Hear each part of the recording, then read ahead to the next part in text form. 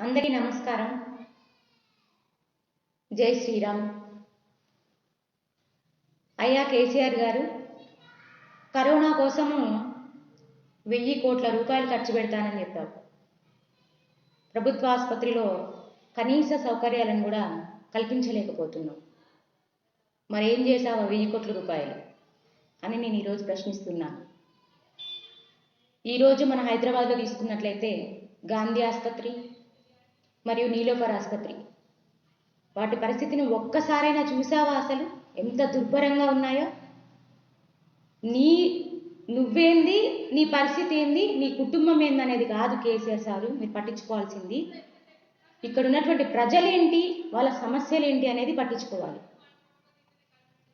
ఒక్కసారి గాంధీ ఆసుపత్రి వైపు పోయి చూడు, ఎంత అన్యాయంగా, ఎంత దుర్భరంగా ఉందనేది నువ్వు చూస్తే అర్థమవుతుంది. మరి వైద్య శాఖ ఏం చేస్తుందో పట్టించుకోకుండా నాకు అర్థం కావట్లేదు. నువ్వు పట్టించుకోవు, నువ్వు పెట్టిన మినిస్టర్లు పట్టించుకోవు. మరి ఎవరు పట్టించుకోవాలా? గాంధీ ఆసుపత్రి, నీలోఫర్ ఆసుపత్రి, ప్రభుత్వ ఆసుపత్రి అన్నింటిని కూడా ఎవరు పట్టించుకోవాలి? గాంధీ ఆసుపత్రి ఆవరణలో ఉన్నటువంటి పరిసరాలను చూడిపో, ఎంత గలీజు ఉన్నాయో. కనీసం మినిమం పరిశుభ్రత లేదు అక్కడ. జనరల్ పేషెంట్లు, కరోనా పేషెంట్లు అందరూ ఒకటే దారి. నువ్వే చెప్పినావు కదా కరోనాకు అందరూ జాగ్రత్తగా ఉండాలని చెప్పినావు. మరి అదేనా జాగ్రత్త? నువ్వు చేసే మెయింటెనెన్స్ అదేనా? ఇద్దరికీ ఒకటే దారి పెడితే కరోనాతో ఉన్నవాడు జనరల్గా పోయేవారికి తగిలితే కరోనా అంటుకోదా? ఆ మాత్రం తెలియదా నీకు పట్టించుకోవాలని? రోగంతో పోయినవాడికి కనీసం పాపం అక్కడ కనీసం మినిమం ఎక్విప్మెంట్స్ లేవు. అడ్మినిస్ట్రేషన్ డిపార్ట్మెంట్ ఏం చేస్తుంది అక్కడ ప్రజలను పట్టించుకోకుండా? ఓపీ లైన్ చూడుకో ఒకసారి పోయి, ఎంత లైన్లు కట్టి ఎలా నిలబడుతున్నారు, వాళ్ళ పరిస్థితులు చూడుకో ఒకసారి ఎలా ఉన్నదో. మరి నువ్వు ముఖ్యమంత్రి అయ్యి ఏం లాభం? ఇక తెలంగాణ మొత్తం గోసపెట్టడమేనా నీ పని? ఇక నువ్వు పట్టించుకున్నది ఏమున్నది? మరి ఏ రకంగా నువ్వు ప్రజల్ని పట్టించుకుంటున్నావని నేను అడుగుతున్నాను. ఇక పోతే నీలోఫర్ ఆసుపత్రి తీసుకో, అక్కడ చిన్నపిల్లలది. ఇంకా నువ్వు అది ఎంత కేర్గా చూసుకోవాలి చిన్నపిల్లలది అంటే? చిన్నపిల్లలకి మినిమం ఎక్విప్మెంట్స్ లేవు, మెడిసిన్స్ లేవు, ఆడిపోతే పట్టించుకునే విధానం లేదు. 6 నెలల పాప నుంచి మొదలు పెడితే 12 ఏళ్ల పాప వరకు పోతూనే ఉంటారు. ఇంకా ఎక్కువ మంది పిల్లలు కూడా పోతూ ఉంటారు. వాళ్ళందరినీ ఎవరు పట్టించుకోవాలా? వైద్య శాఖ పట్టించుకోవాలా?